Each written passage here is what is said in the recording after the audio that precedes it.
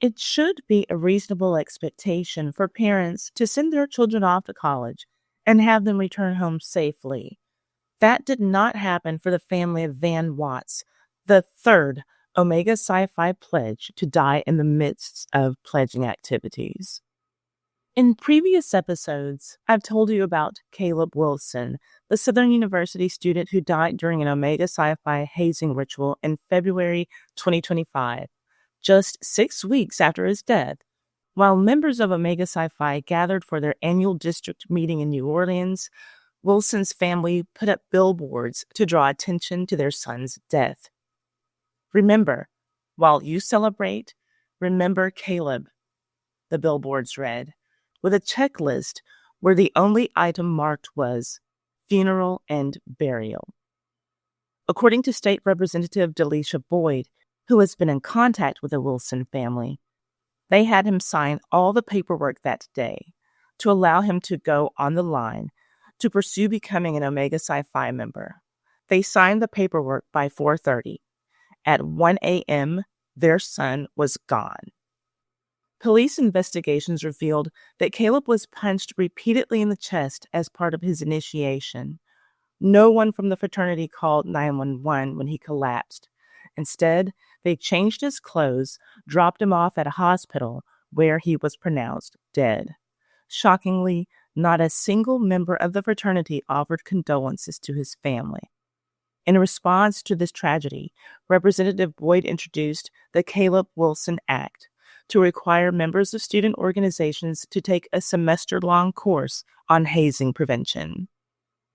I've also shared the stories of Robert Bazile, who died in 1977 during an Omega Psi Phi initiation at the University of Pennsylvania, and Nathaniel Swinson, who collapsed and died during an Omega Psi Phi pledge process at North Carolina Central University in 1978. These deaths, spanning nearly 5 decades, reveal a disturbing pattern of hazing deaths within the same fraternity. Today, we uncover another link in this same deadly chain. A young man whose passing shows just how quickly authorities rush to label these deaths as accidents or voluntary, despite evidence suggesting otherwise. If you haven't subscribed yet, please take a moment to hit that subscribe button.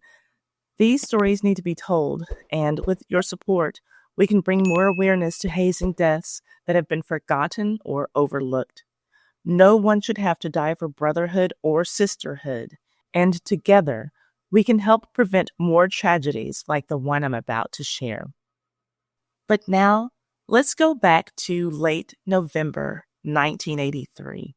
Jesse Jackson was running for president of the United States. Lionel Richie was burning up the R&B charts with his #1 single, All Night Long. And black men all over the country were spraying activator in their hair to keep their jerry curls dripping fresh. A style choice that many of them would come to regret in later years. But the men who had just crossed over to become members of Omega Psi Phi at Tennessee State University didn't have to worry about jerry curl juice.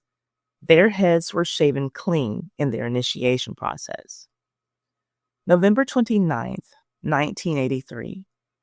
As families gathered for the holiday season, 20-year-old Vann L. Watts, a junior mechanical engineering student at Tennessee State University, attended an initiation ceremony for Omega Psi Phi fraternity in Nashville. By the next morning, this is how he looked. He's the one whose body is covered on the stretcher. Yes, he was dead. And before I continue with this story, I have to let you know that this is the only photo I was able to find of Vann Watts, and I really tried. I even hired a research contributor. So just be aware that none of the images in this video, except for this one, are of Vann Watts. But here's something that I did find while I was looking for his photo. Another chilling connection to Caleb Wilson. Those of us who are following his case know that he was a proud member of Southern University's band, the Human Jukebox. Well, Vann Watts was a member of his university's band, the Tennessee State aristocrat of bands. He played the trombone. You can see at the bottom right, under trombones, his name, Vann Watts. And just in case you didn't catch it, Vann Watts was a mechanical engineering major in his junior year at an HBCU. So was Caleb. Caleb was 20 years old. So was Vann Watts. I found this listing of Vann's name in his yearbook, and throughout this story, I'm going to share more images from the 1981-82 Tennessee State's yearbook. I know that it's a long shot, but if any of you happen to know Vann and you are watching this video and you see his face in any of these images, please let me know. I want to do my best to properly honor his memory. Back to this unfortunate only photo that I do have of Vann Watts. It was taken after the celebration of his initiation into Omega Psi Phi. Vann and his fellow pledges had crossed over and could now call themselves Omegas. The party seemed to have been fueled by alcohol and little else. According to witnesses, after Vann's body was reported to police around 8:30 a.m., 8 other initiates with shaved heads emerged from the house, squinting at the sunlight. One of the pledges was in such bad condition that he couldn't even walk on his own. He was supported by 2 others so he could walk. The trio's photo was published in a few papers. It's the one on your screen right now.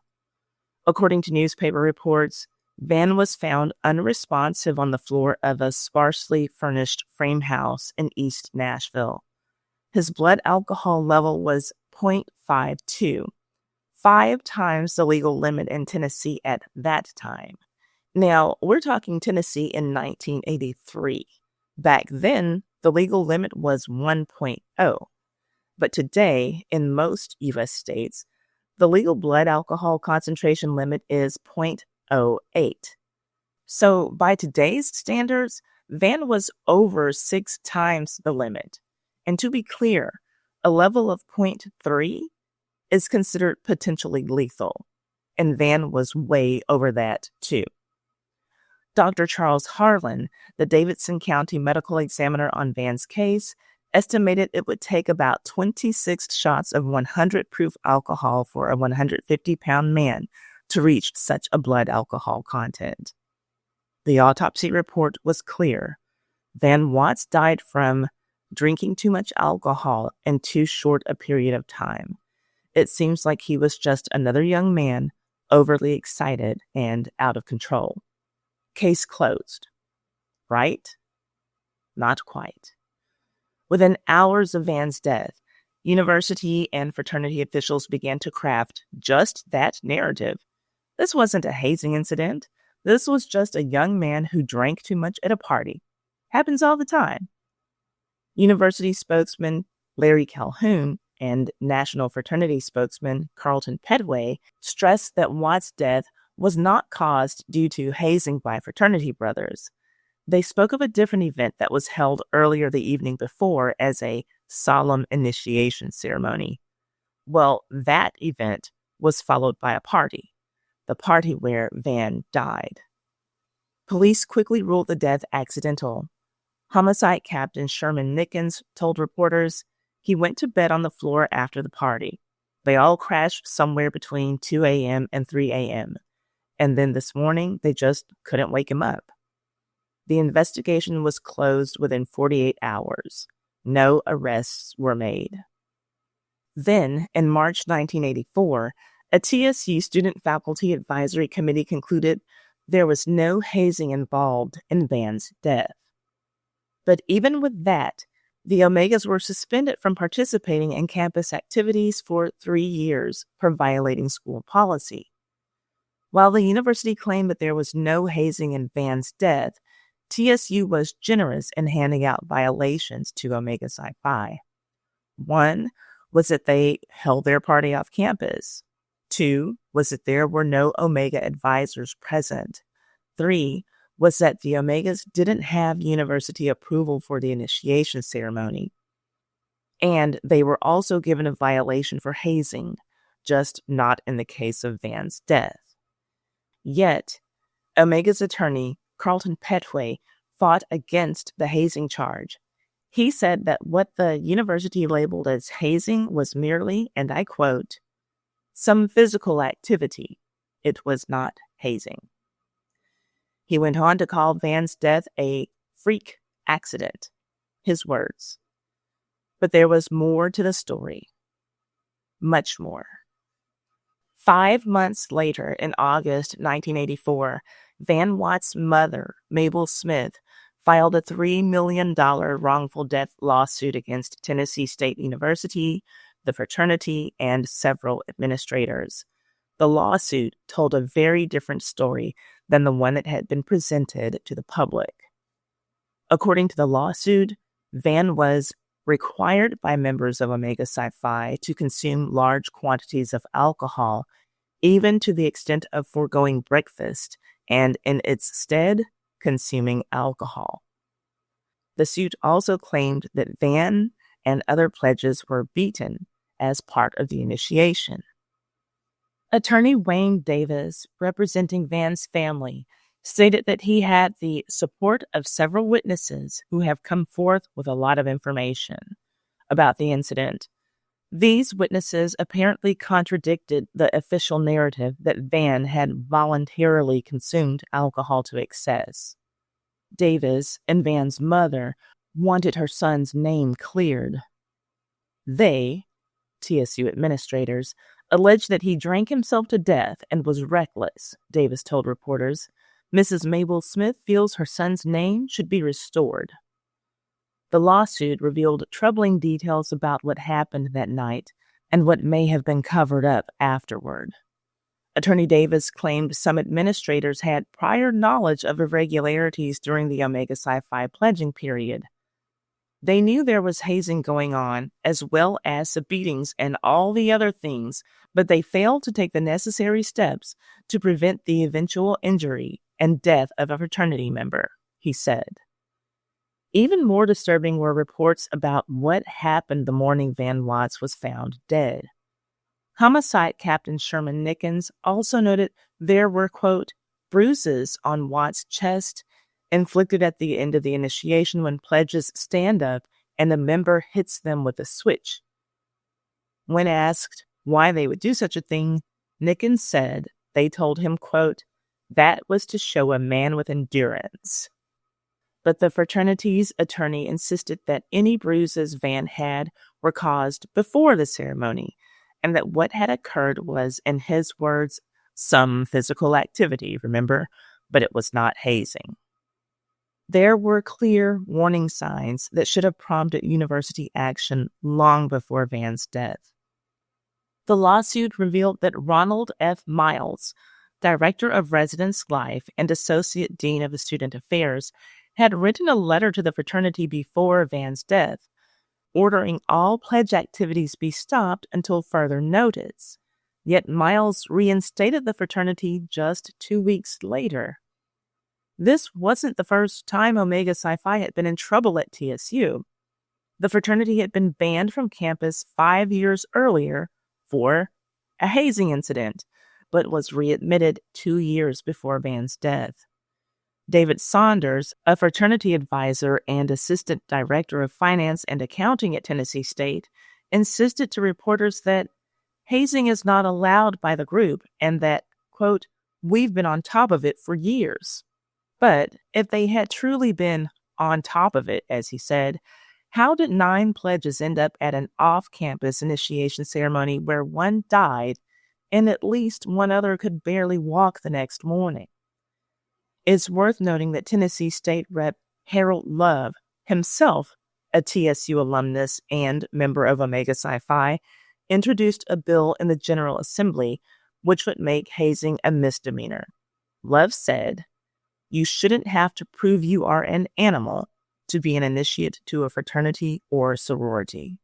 And I think that we can all wholeheartedly agree with that statement. When we step back and look at what happened to Vann Watts, we can see disturbing parallels to the other Omega Psi Phi hazing deaths we've covered here. Like Caleb Wilson in 2025, Vann died after an initiation ritual that involved physical abuse. In both cases, bruising was found on the victim's body. And in both cases, help came too late. Like Nathaniel Swinson in 1978, Vann was subjected to excessive physical stress during pledging. Both young men were exceptional students with bright futures. Both deaths occurred at institutions where the fraternity had previously been disciplined for hazing.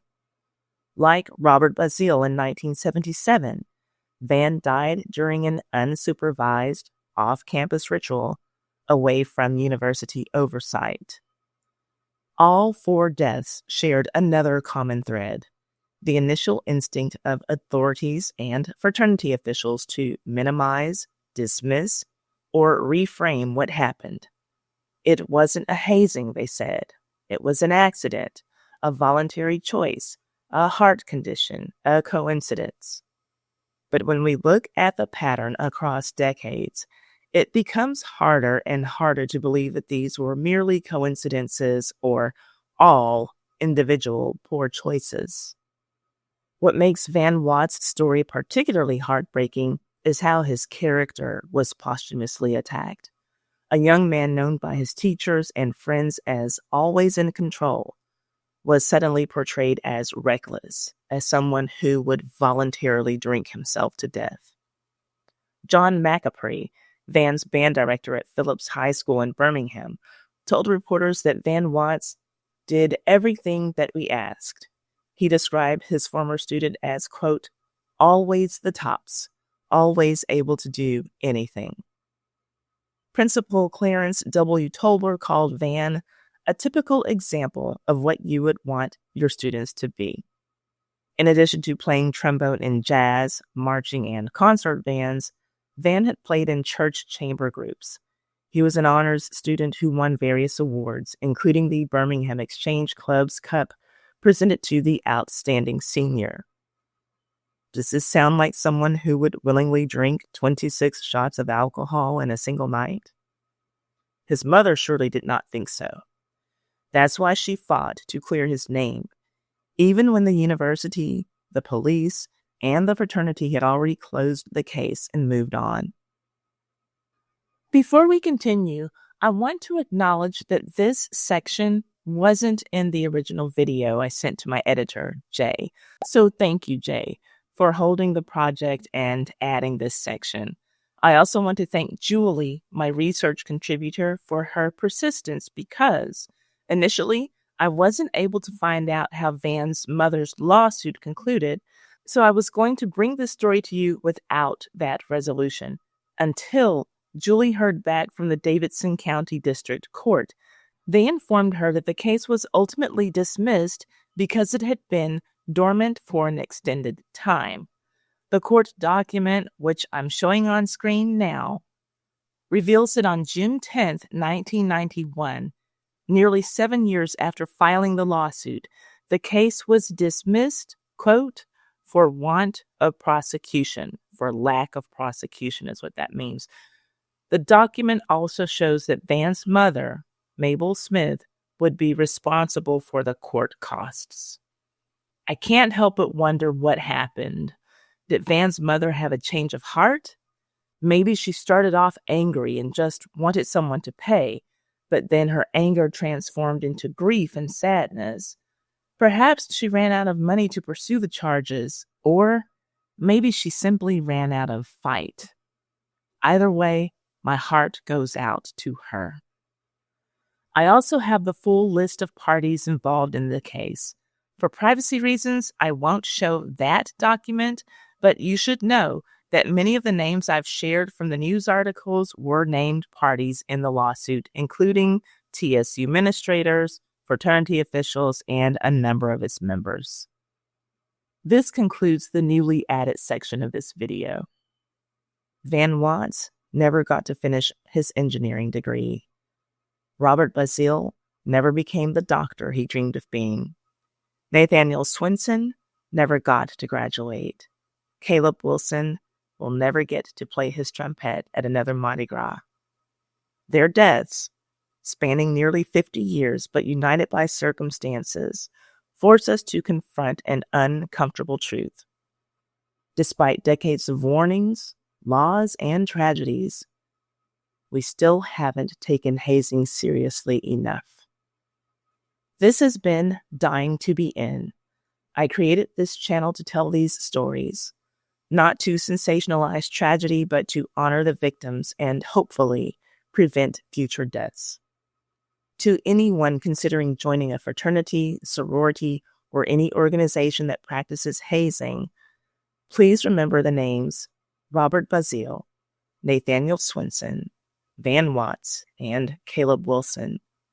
Remember that no letters, no organization, no sense of belonging is worth dying to be in. If you know of a hazing story that needs to be told, please share it in the comments and share this channel with anyone who might benefit from this information. Because only by breaking the silence can we break the cycle. My sources for this story are on the screen.